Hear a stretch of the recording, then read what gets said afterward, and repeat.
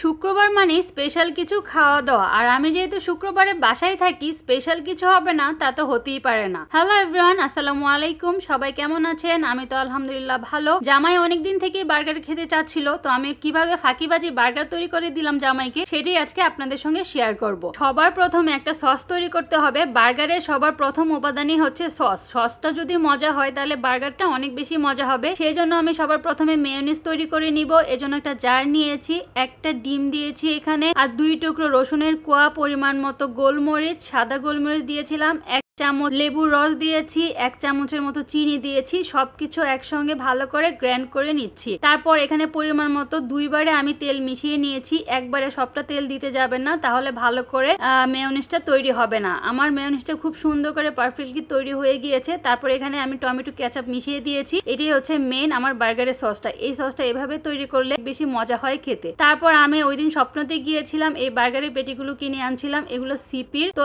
একটা প্যাকেটের মধ্যে 6টা ছিল। তো আমরা বাসায় ছিলাম 4 জন, তো 4টাই আমি তৈরি করেছি বার্গার। তো আমি এবার সবকিছু বের করে নিলাম। এগুলো সবকিছু ফ্রোজেন ছিল। তারপর আমি একটা কড়াইয়ে শ্যালো ফ্রাই করে নিব, একদম ডুবো তেলে ভাজবো না। তো একটা কড়াইয়ে হালকা তেল দিলাম, দেওয়ার পরে আমি খুব ভালো করে এগুলো ভেজে নিচ্ছি। আগুনটা খুবই নেবো মানে মিডিয়াম আঁচ রাখবেন। খুব বেশি আগুন দিলে উপরে একটা পুড়ে যাওয়ার সম্ভাবনা থাকবে, ভেতরেরটা মানে এগুলো কাঁচা থাকে না, তারপরও সুন্দর করে কুক হয় না। এই জন্য আগুনটা একটু মিডিয়াম আঁচে রাখলে সুন্দর করে পারফেক্টলি রান্নাটা হয়ে যায়। তো আমি সুন্দর করে এগুলো ভেজে নিলাম।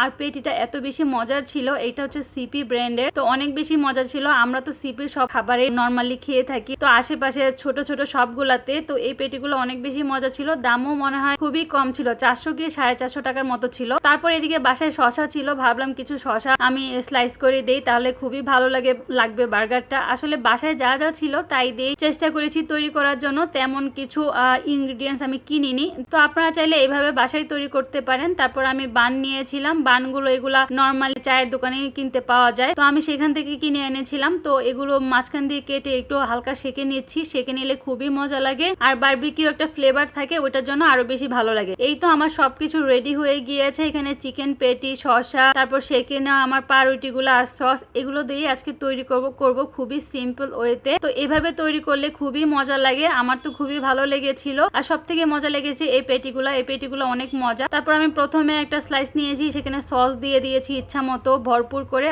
আপনাদের পছন্দ মতো সসটা দিয়ে নিবেন। এই সসটা আমার কাছে খুবই মজা লেগেছিল, এই জন্য একটু বেশি করেই দিচ্ছি। আর যেহেতু চিজ ইউজ করতেছি না, এই জন্য সসটা একটু বেশি করে দিচ্ছি। তো একটা পেটি দিলাম, তারপর আবারও কিছু শসা দিয়েছিলাম, তারপর আবারও কিছু সস দিয়েছিলাম। এভাবে করে আমি সবগুলা বার্গার তৈরি করে নিয়েছিলাম। আমরা আজকে বাসায় 4 জন ছিলাম, এই জন্য 4 জনের জন্য 4টা বার্গার তৈরি করেছি। সবাই তো খেয়ে অনেক মজা পেয়েছে, সবাই বলেছে অনেক ভালো লেগেছে। এই চিকেন পেটিগুলো আপনারা চাইলে এভাবে কিনে এনে বাসায় খুব সহজেই এই বার্গারগুলো তৈরি করতে পারবেন। তেমন কোনো ঝামেলাই নাই, জাস্ট সসটা তৈরি করতে হয়, এছাড়া তেমন কিছুই করা লাগে না। তো আমার বাসায় তো সবাই অনেক বেশি পছন্দ করেছিল। আজকের ভিডিওটা কেমন লেগেছে অবশ্যই কমেন্ট করে জানাবেন। আল্লাহ হাফেজ।